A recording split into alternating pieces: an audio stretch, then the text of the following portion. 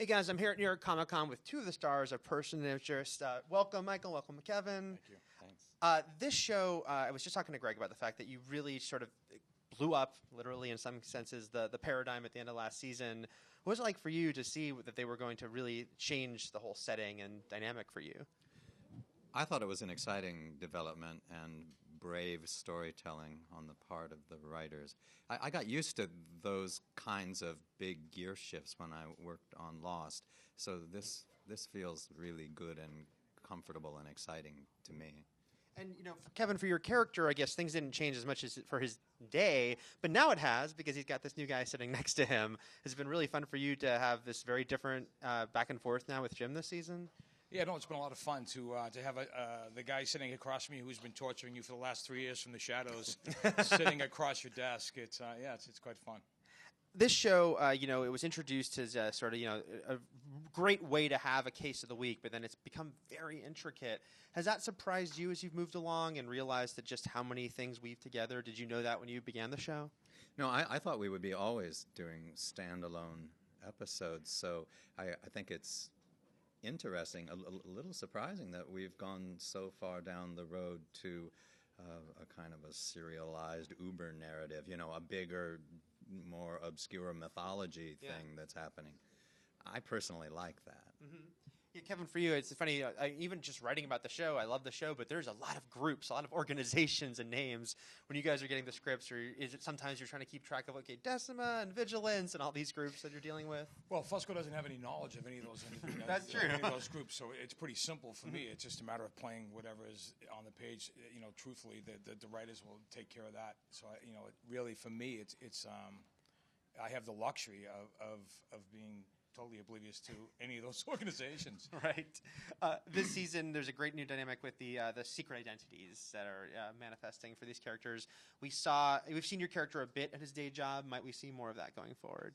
Yeah, I think so. Although we seem to have gotten very comfortable in our new identities, and we're solving the problems of those identities at a high rate of speed. I don't know how long we'll be married to that business of being invisible. Right. Would you like maybe perhaps to see a new thing? Your character was given a logical job for him, but it would be funny if, like Shaw, I'd like to see Finch have to work as a fry cook or something. The pizza delivery man. Yeah, that would be good. That's in season 5. Yeah. Your characters, obviously, you've encountered each other, but it's not like with Reese. There's not that much ongoing interaction. Would you like to see maybe an episode that would be these two guys on an adventure and what that might be like? Well, I think they probably have something like that in mind, and they're saving it. That'll be a good palate cleanser someday, because I think it would be an amusing episode. What is your character? I mean, he's definitely trusted by them, but he's not, hanging out in the underground layer. At this point, does he kind of believe in what they're doing? Is there still a part of him just going, what is going on? Will they tell me the full story? I don't think Fusco really has any questions of what exactly the full story is. I mean, I think the day that they tell me they're going to bring me down to the Finch Batcave will probably be the demise of Fusco. So I'm hoping that I'm hoping that call never comes. At the end of last season, I mean, they pretty much lost. Greer succeeded in what he was doing. As we move forward, they're trying to stay off the grid, as it were, but might we see them maybe try to be a little more proactive and, I don't know if revenge is the right word, but sort of, somehow stop Greer or, try to take down Samaritan? Well, we have a trump card. The machine that we learned to count on for all these seasons is still sort of being quiet, but I think at some point they have the opportunity for the machine to come blazing out of the darkness and make a big difference. And that'll be fun to play, I think.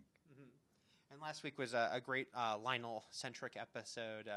It was interesting for you to sort of see him very in an uncomfortable situation, to say the least, and see how he behaved, having to do something he didn't want to do. Yeah, I thought it was a lot of fun for me personally to play something, a departure of what we play,